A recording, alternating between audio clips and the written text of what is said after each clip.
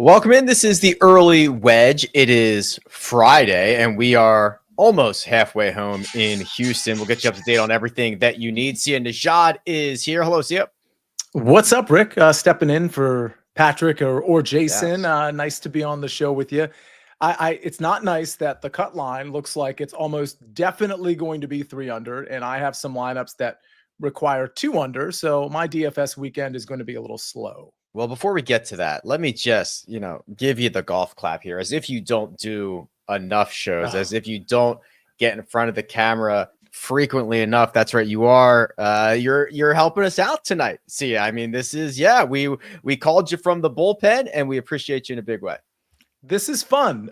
This particular show, because we get to recap what's been going on through a round and a half, but I like we're going to talk about it, Rick. Like I think there's some meat on the bone in the without Scottie Scheffler market right now. I think there's some T20 or finishing position stuff that we can talk about. But I mean, honestly, Scottie at the top, Rick. I mean, is this what we wanted? I don't know. What's the answer to that?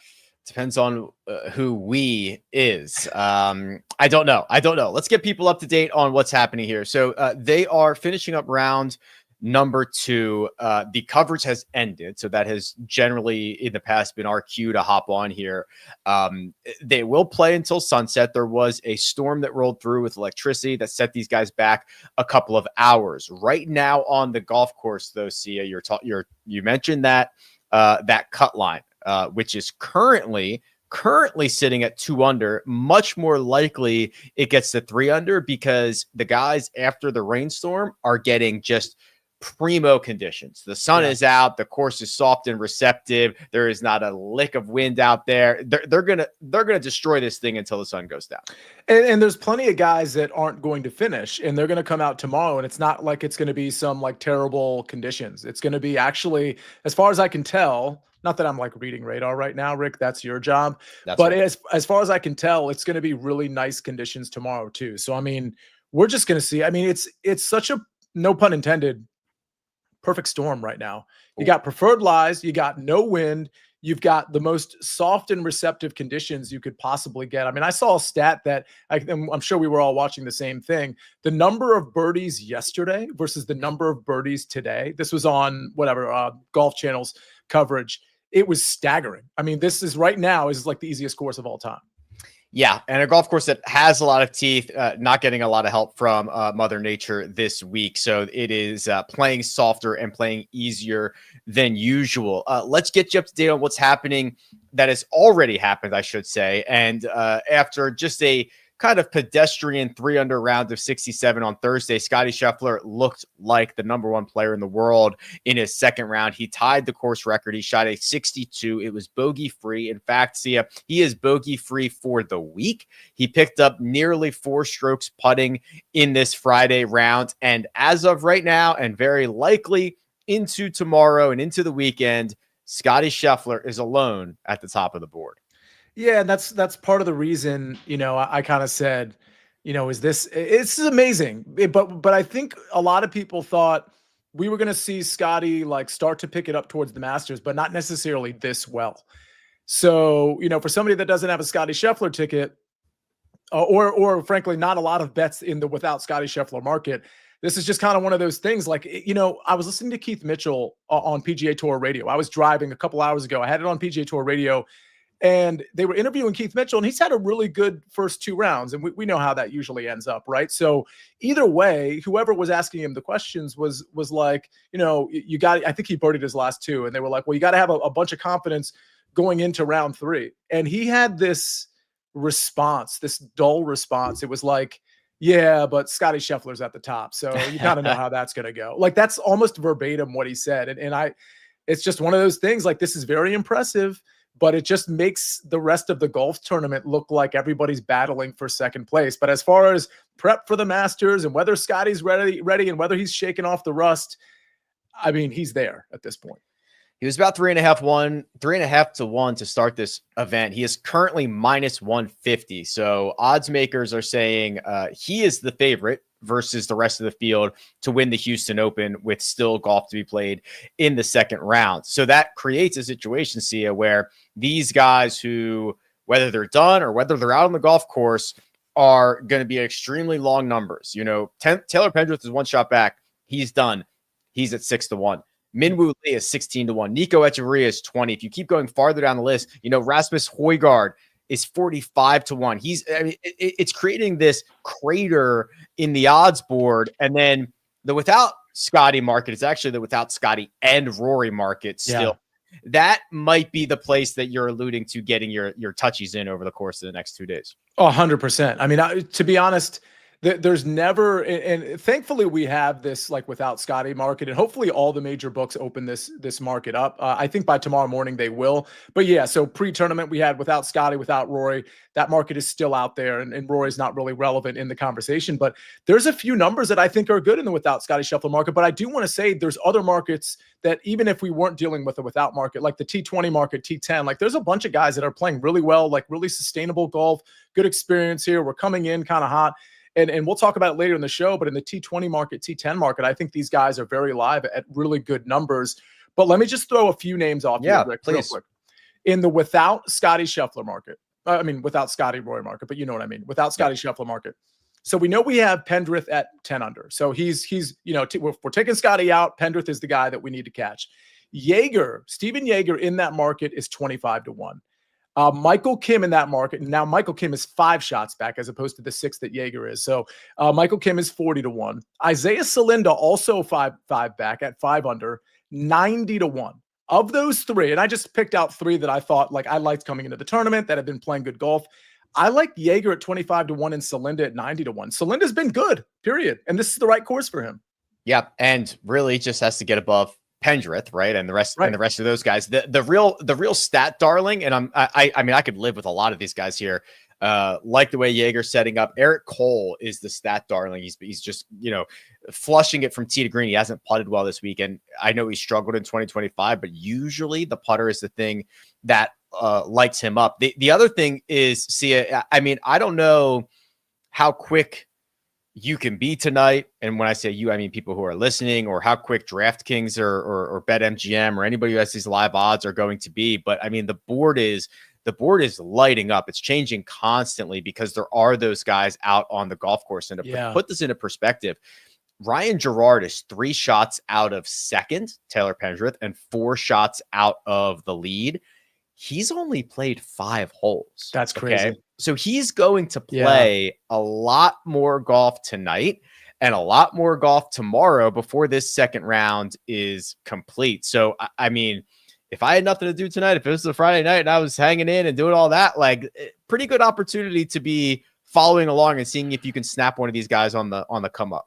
Yeah, especially once we get to sundown. And again, this is in Houston. So, I mean, unless I'm just doing weird math, like we're talking like an hour and 15 minutes that these guys are still on the course. So correct. Where does that put guys like Gerard? I think we're going to have a pretty good live betting opportunity throughout this next hour, but tonight as well, knowing what the conditions are likely to be, how receptive the course is going to be, and where everybody is. Now, Joseph, you must have joined us late because you say, is the market pretty much dead with a 1-shot lead for Scottie?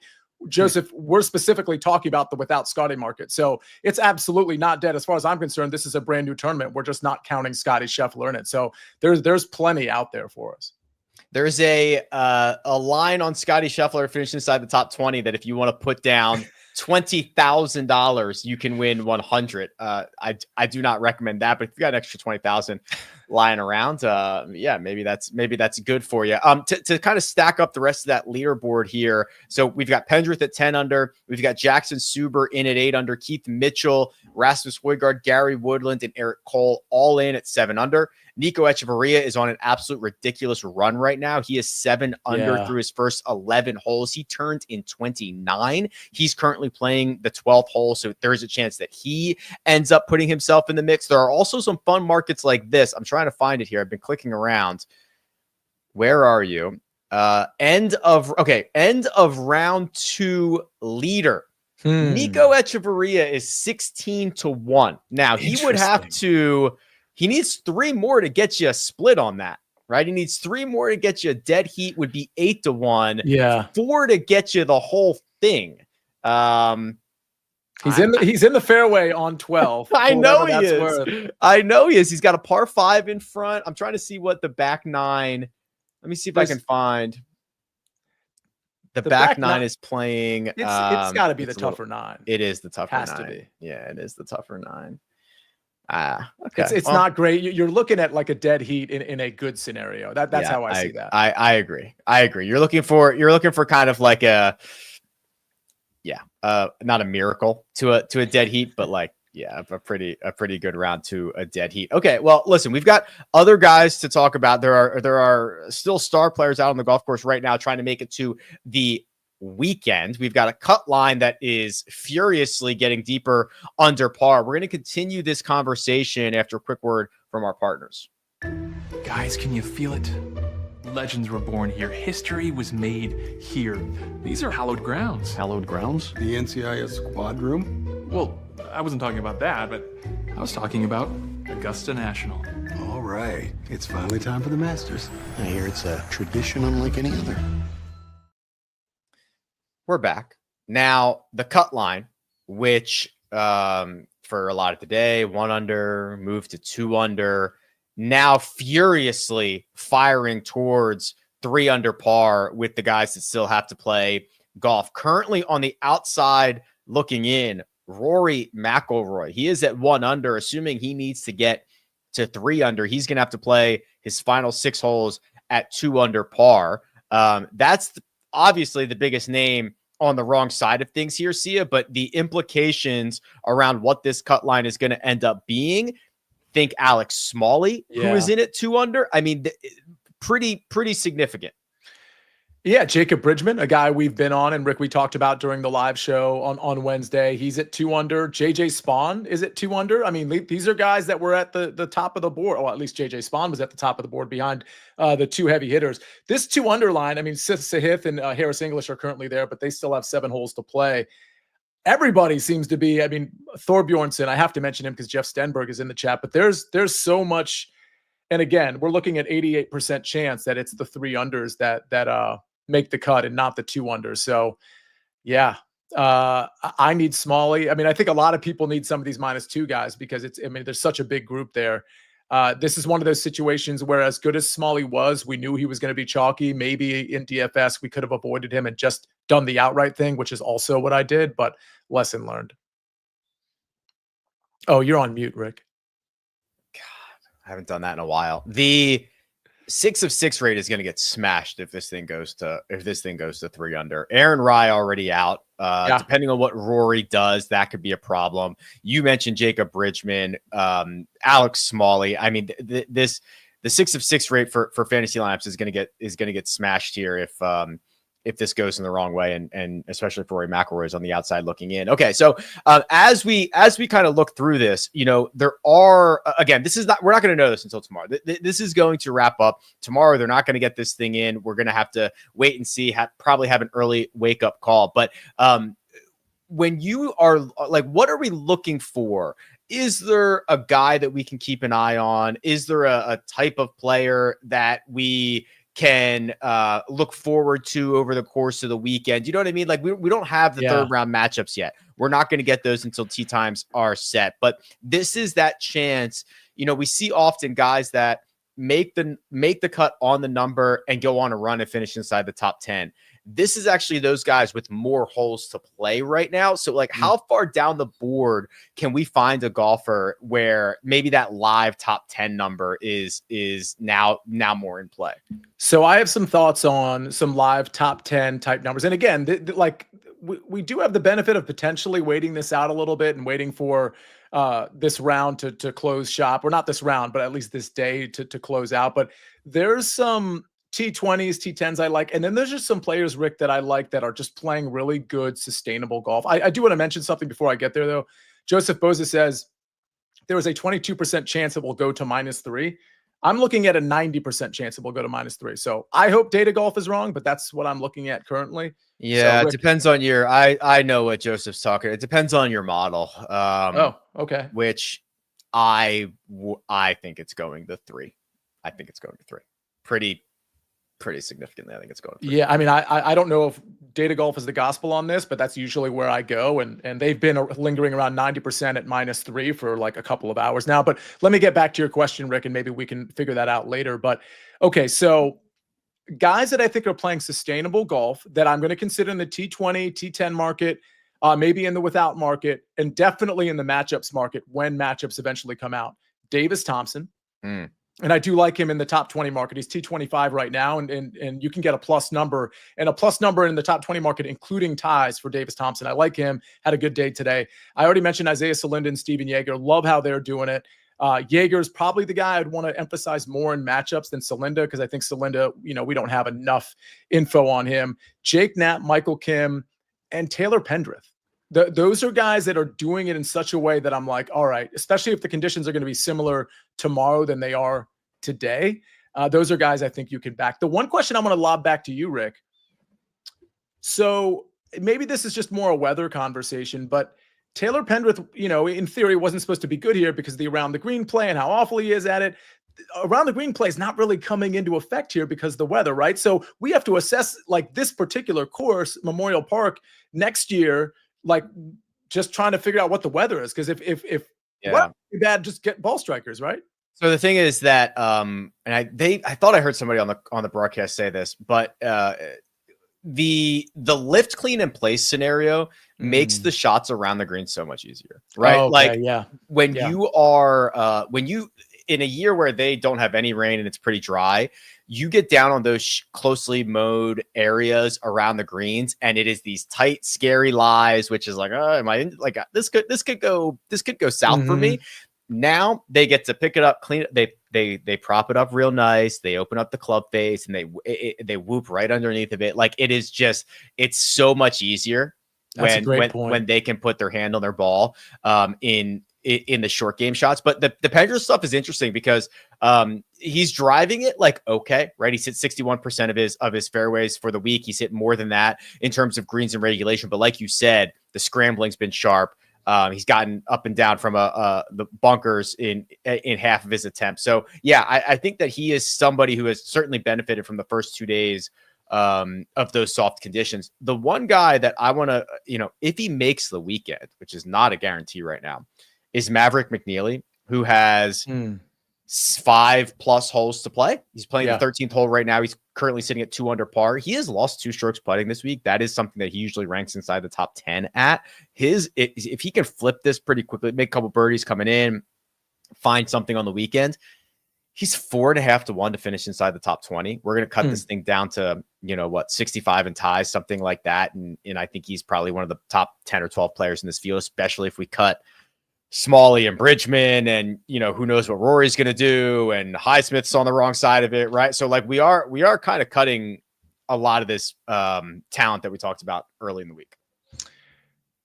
Can I ask you something about the lift, clean, and place thing? And I think this is like almost a rhetorical question in the sense that the answer is probably obvious, but we're not going to have lift, clean, and place tomorrow. And does it, right? I mean, dude, the tour is soft, man. They might. Right. Okay. Like if it's still wet and they think mud is going to get on the golf ball, like they're pretty soft when it comes to lift, clean, and place. Well, so let me ask you this. When we know if this happens that it's not lift, clean, and place, does that mean we can finally start to downgrade some of the ball strikers who are not good around the green? Like when I'm looking at matchups in T20, like maybe I can downgrade Pendrith and upgrade guys like Steven Jaeger, who I liked, and guys like that. Yeah. So yes, in theory, but the problem with that is we are they'll never announce that they're not going to do lift, clean, and place. Right. So we will never get confirmation that they won't. We will only get a note if they are, and it's going to come like maybe 40 minutes before tee times. Yeah, which is fine in the sense that if I want to like take on matchups, like I still have time to take on matchups. It's not, I guess it's not as much a DFS conversation as it is like, for sure, if I want to isolate somebody like Pendrith is going to have like probably pretty favorable odds if you want to take Pendrith. I would be interested in that case, maybe fading him and taking a guy like Steven Jaeger, for example. There are a couple of, again, we don't have any round 3 matchups because they don't exist yet, but there are the live matchups, which I like. So I guess these these have been matchups all week, right? Yeah. So you see things like Thomas Dietrich is minus 1100 to Alex Smalley's plus 600. Now they're both done, so that is that line's off the board, but you can see that it was there. Steven Yeager's minus 2500 to Jacob Bridgman's plus 1000. So these have been live all week long, but the one that is still very, very tight is Sahith Theegala versus Ben Griffin. And Sia, you were much more bullish on Sahith earlier in the week than I was. He is currently 3 under par for the tournament and 3 under par for this round. Ben Griffin, same thing, 3 under for the tournament, 3 under for the round. They are Sahith is about 2 groups behind. So Ben Griffin's playing the 15th hole. Sahith is playing the 13th hole. That one is going to be very sweaty coming down the stretch here. Okay, I'm so glad you brought this up because now I need to look at their strokes gained profile because Ben Griffin has bogeyed 3 of his last 4 holes. Ben Griffin turned in 29. He had a stretch where he went, he birdied 2, eagled 3, birdied 4, birdied 6, birdied 8. He turned in 29, looked up and said, "Holy crap, I'm on 59 watch." And he threw up in his mouth a little bit. He's still gaining 2 strokes this round on approach after the 3 bogeys, which I think is, I mean, again, I don't know how he got the bogeys, but I think that's pretty impressive. I always like to kind of ride against the momentum. Sahith has been really off too. Like you look at his profile, it's just the ball striking isn't there at all. I think that's such an interesting matchup. It could be settled before round 2 even ends. It's just going to take a -2 for somebody to be out of the tournament. Yeah, for sure. Yes, agreed. If somebody posts 2 under at some point, it's over. To circle this back to the top of the board, Scottie Scheffler again, a favorite here to win the Houston Open at -150. Taylor Pendrith, second in odds at 6-1. Min Woo Lee 18. So a pretty big jump off. The without market, which is seemingly Sia where you're going to want to live. Taylor Pendrith is plus 280. Min Woo Lee is 8.5-1. Nico is 10-1. Ryan Gerard is 11-1. So if people want to fire, if the audience wants to fire something tonight, before they go to bed, don't have to worry about waking up tomorrow. Like what's the outright wager to be made this evening? I think it's Steven Yeager at 25-1, but here's the thing.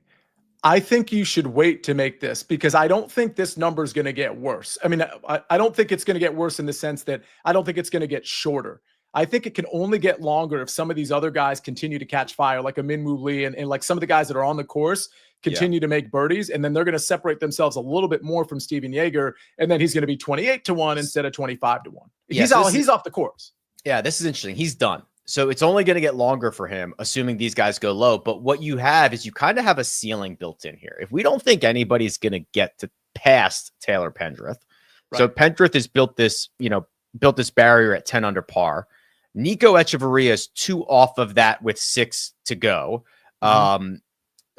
But again, for him to get to 11 under would be pretty crazy. Yeah. So you're right. The mark that Yeager is chasing probably doesn't move.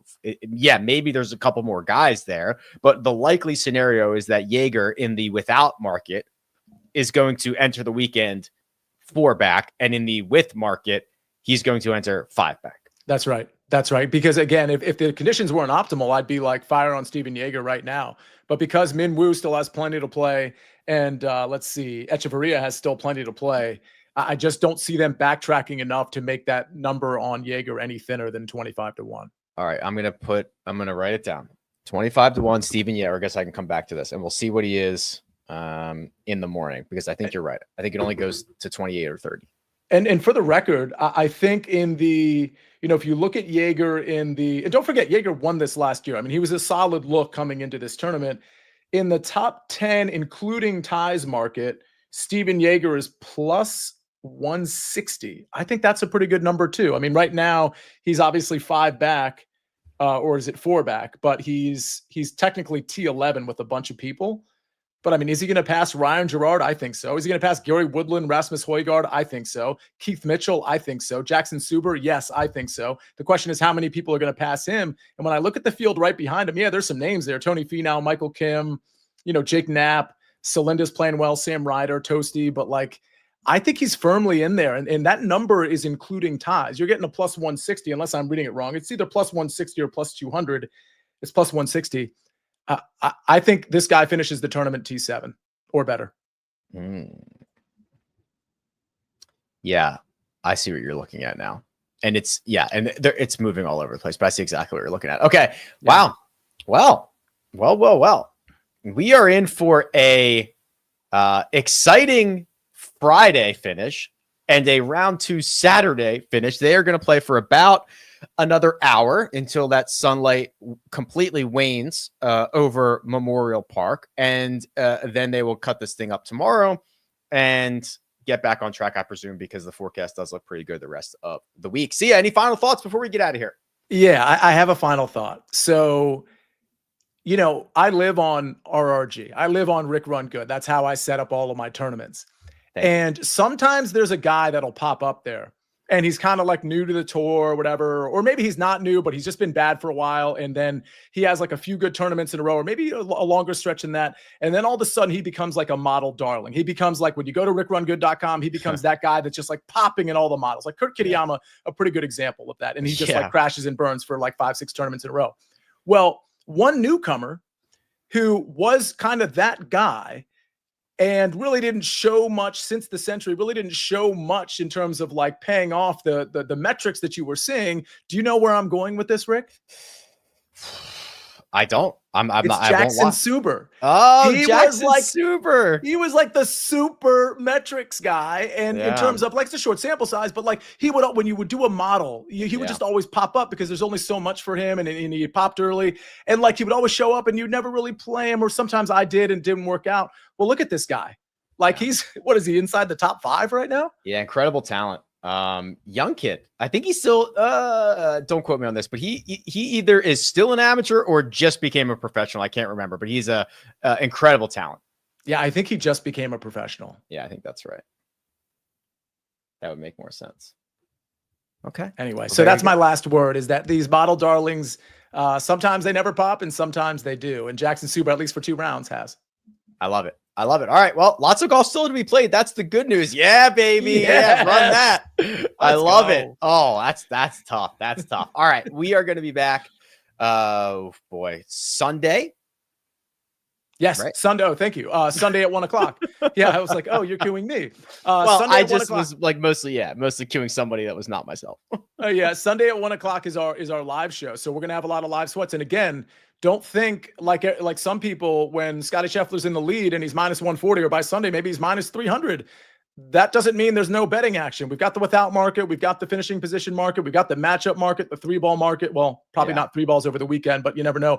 But the point is, there's a lot of meat on the bone, even on a Sunday at 1:00. So we always have that live show Sunday at 1:00. It's me, it's Mike McClure, super talented, Jason Sobel, Patrick McDonald. And we hash it out for about an hour. And we even do a preview of the tournament coming up. We do like a 10-minute preview there too. So make sure you join us on the SportsLine YouTube channel at 1:00 Sunday. There you go. All right. Well, listen, enjoy your Friday evenings. Be safe. We will be back. Producer Josh is doing all the hard work on the 1s and 2s that right there. Sia Nejad. Thank you, Sia, very much. I'm Rick Gehman. This has been the Early Wedge. We'll catch you next time.